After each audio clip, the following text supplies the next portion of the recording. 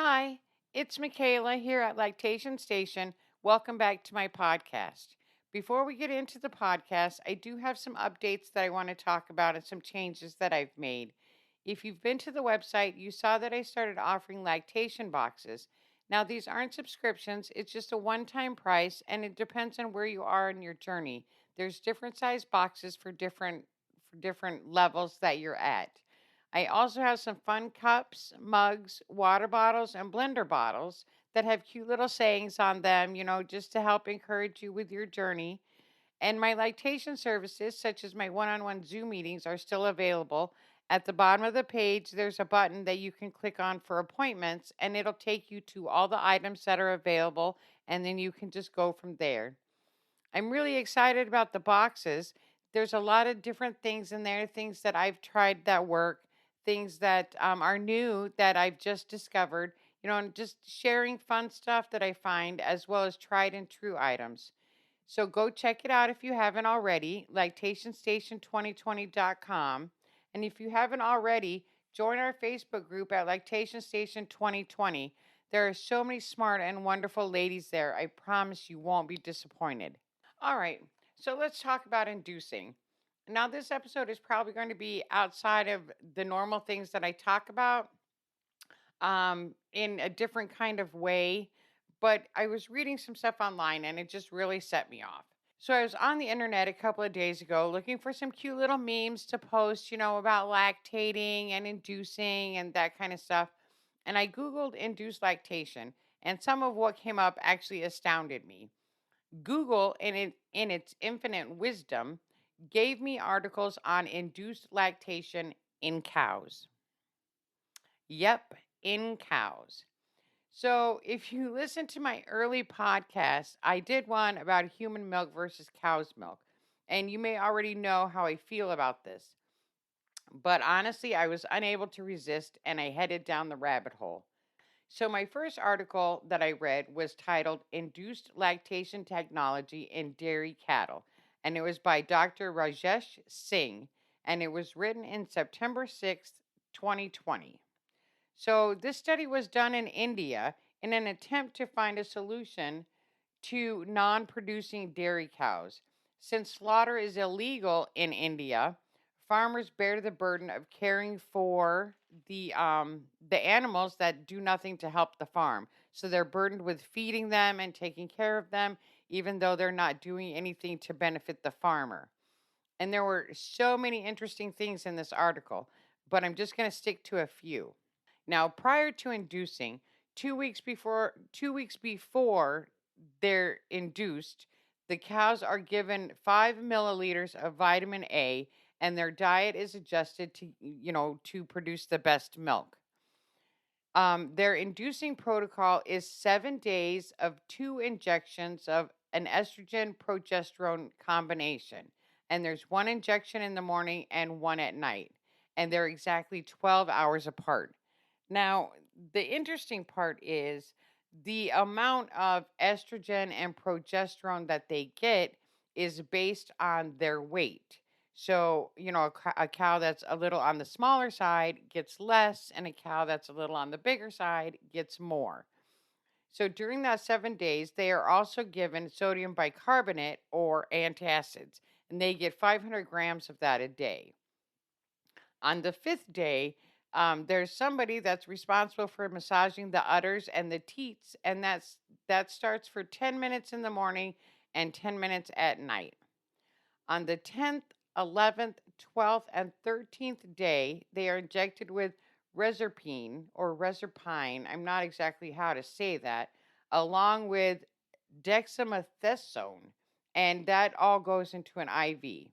Now, reserpine is used in humans to treat hypertension, and it actually does, in fact, suppress dopamine. It's also used as a horse tranquilizer in India. I just thought it was pretty interesting that that's what they use, the reserpine, which here in the United States, we use that for hypertension. On the 14th day, an injection of calcium, magnesium, and phosphorus is given.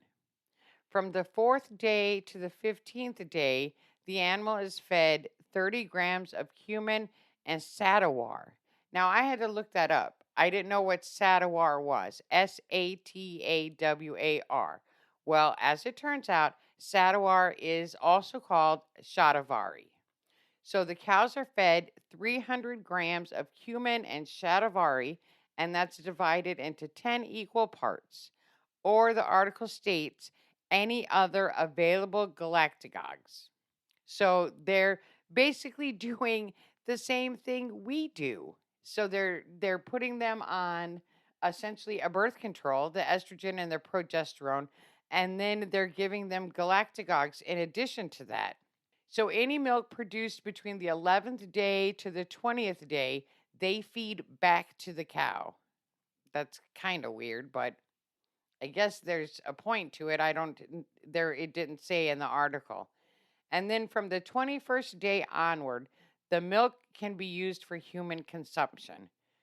So once again, I'm perplexed as to why induced cow's milk is fit for human consumption, but human induced milk cannot be donated. That brings that point right back up to me. I don't understand why that's a thing. If we can drink, I mean, because we don't know, the milk that we buy at the grocery store, you don't know if that's regular cow had a baby milk or cow has something wrong, so they induced it milk. It's just milk. So I don't, I wish I knew what the logic was behind not being able to donate induced milk. And I did reach out to members of different organizations that run, donated milk for hospitals and stuff, and none of them wanted to talk to me. So if any of them happen to listen to my tiny little podcast and want to talk to me about this, my email address is lactationstation2020@gmail.com. And I'd really love to know why, if you induce lactation, you can't donate that milk. Okay, so the animal reaches peak milk production on the 40th day. So the article also states that in order to obtain optimum yield of milk, the owner must give a nutrient rich diet.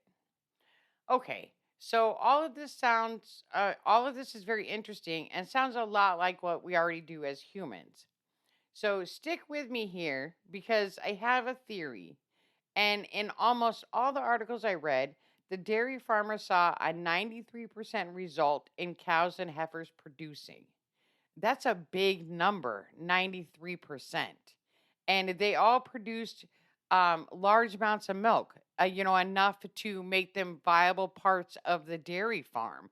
It wasn't just little drops. So I think the key here is the birth control protocol. And they they probably don't call it that for the cows, but that's what it is. It's the birth control protocol, and theirs is based on weight. Smaller cows get less, larger cows get more. Okay, so here we go. What if it's the same for people? And let me start with saying I'm not saying you should go out and take higher doses of anything. Always check with your doctor before any medication changes. I'm just postulating a theory here. I have talked to and met several women who have, after following the BC protocol, still had issues producing. What if these ladies weren't average? What if some of them were below average? Or what if some of them were above average? And honestly, I have no idea what average is. I'm 5'5", 140 pounds. My doctor says I'm overweight. So clearly I'm not average. But, um, some people are heavier and some people are smaller. So what happens? We all know about Dr. Newman's protocols. So let's take a look at those for a minute. Now, we all know what birth control is for. It's to prevent pregnancy. So studies show that heavier women may have issues with using birth control effectively and how it moves through their system. Unfortunately, the science on heavy or obese women and birth control was sadly lacking. The only thing that I did find was I found an article by Dr. Ganesh Shirala. I probably totally muted that name. It's Cherala. And they are a senior pharmaceutical scientist at Conrad in Washington, D.C. And they study how heaviness and obesity. Sorry, I am really having a problem with a dry throat today. They study how heaviness and obesity affects the way birth control pills are processed in the body. Dr. Sharala co-wrote a review published in 2014 in Expert Review of Clinical Pharmacology, and his research found that it takes twice as long for oral contraceptives to reach optimal levels in heavy and obese women. So that's really the only thing concrete, something that I could find. There were different articles that said, well, maybe this and maybe that, but there was nothing concrete. So that was the only concrete article that I could find. And forget trying to find info on underweight women. That was non existent. And I don't think that people realize that underweight women have problems too. And if you're a woman that can't put on weight, there could be medical reasons for that. But people just look at you and go, oh, you don't have a problem. You're pencil thin. But, there could be medical reasons for that too. Okay, so anyway, back to the protocols. So, regular protocol states before the baby is due, take active birth control each day. And that just simply means none of the sugar pills. So, it says take active birth control, not how much or what kind. It just says take it. On the accelerated protocol, it suggests Yasmin or microgestin for 30 to 60 days nonstop, only active pills. Now, I looked up both of these birth controls, and they're both combination pills, but nowhere does it say how much of each thing is in there. It doesn't tell you the ratio of estrogen to progesterone. It just tells you that it has it in it. So the menopausal protocol calls for the same birth control taken the same way. Here's my thing. If farmers are figuring out that cows need to be put on protocols based on their weight in order for inducing to be effective, this is good science. And I think, that needs to be public. People need to know this because if you, and I don't mean to offend anybody. We all know that birth control protocol is a great way to start inducing. But what if somebody weighs 200 pounds? Why would she take the same dose as somebody that weighs 130? I never thought about this until I read this article, and it makes complete sense. Just like a baby, if a baby weighs 15 pounds and needs an antibiotic, and the baby in the next room weighs 35 pounds, the baby that is 15 pounds is not going to get the same dosage as the baby that weighs 35 pounds. It's going to be different. And I think this is an amazing door. And things like this is why the door to the inducing world has to open up. Because what if it isn't one size fits all? What if the dose that works for Mary won't work for Joanne because of a 30-pound weight difference? So many times I see various other groups, women stating things like her OBGYN told her if she hasn't had children, she can't induce. Or even lactation consultants who say, well, it's possible, but it's so hard, it really isn't worth it. Well, you don't get to decide if it's worth it or not. If it's possible, then tell me how. As long as the medical profession continues to be uneducated about lactation, finding the solutions we need will continue to be impossible. We need to be able to talk to our doctors and ask these questions. Wouldn't it be great if you could talk to your doctor and say, I plan on inducing and I weigh this much? And he can say, oh, well, you should take 2 pills instead of one, or whatever the case may be. I just, it just I don't understand why people are talking about it in cows, but we can't talk about it as people. It's just one of those things. I really wish if there's somebody in this world that hears this podcast, you can help me understand why it's okay to talk about this stuff in animals and not in people. I really thought this information on the cows was really interesting. And it just opened up a lot of questions for me as to how all the BC protocols work. So I don't know, ladies, what the solution is, but clearly it's working in the bovine community. You know, they don't a 93% um, increase rate. If they had 100 cows and 93% of those cows went from non producing cows to producing cows, that's an extraordinary statistic. And if they talked about it enough to um, make them viable parts of the dairy farm, then, that tells me that they're making large amounts of milk. Not that I ever want to make as much milk as a cow, but I'm just saying if it's working in the dairy farms and the bovine community, I need to know more about this. All right. So that's it for this week. I just thought it was really interesting this stuff about the inducing with the cows. I'm like, what? So maybe if you're close with your doctor or you know somebody in the medical community that you can take this question to, I would really love some kind of answer. I live in Las Vegas and there's not a dairy farm anywhere near me, so I can't go talk to a farmer because if I could, you can damn well bet I would, just to hear more about what they're doing. So let's give some stuff away. The winner of our monthly giveaway, which is a t shirt, a cute little journal, and a bag of milk dust, a sample bag of milk dust, is Moonlit Plaid at yahoo.com. That's Moonlit, Moonlit, Plaid, Plaid, at yahoo.com.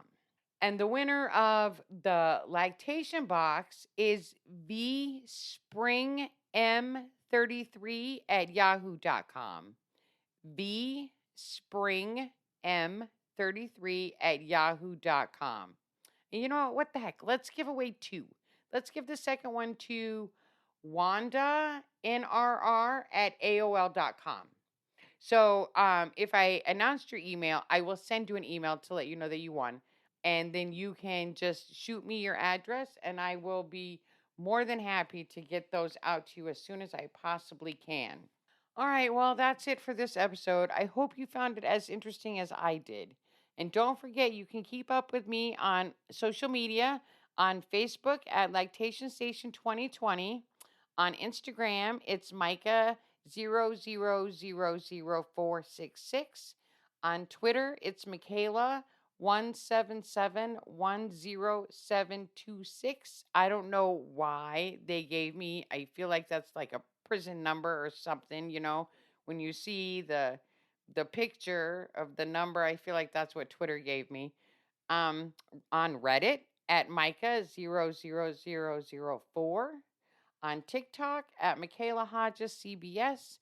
And if you're feeling particularly froggy, you can subscribe to my Patreon page. There's some videos there that I promise you won't see anywhere else. And you just have to search Michaela Hodges. You can also email me at lactationstation2020@gmail.com. Go stop by the website at lactationstation2020.com. And that's it for today, ladies. So have a great day, and I look forward to talking to you again.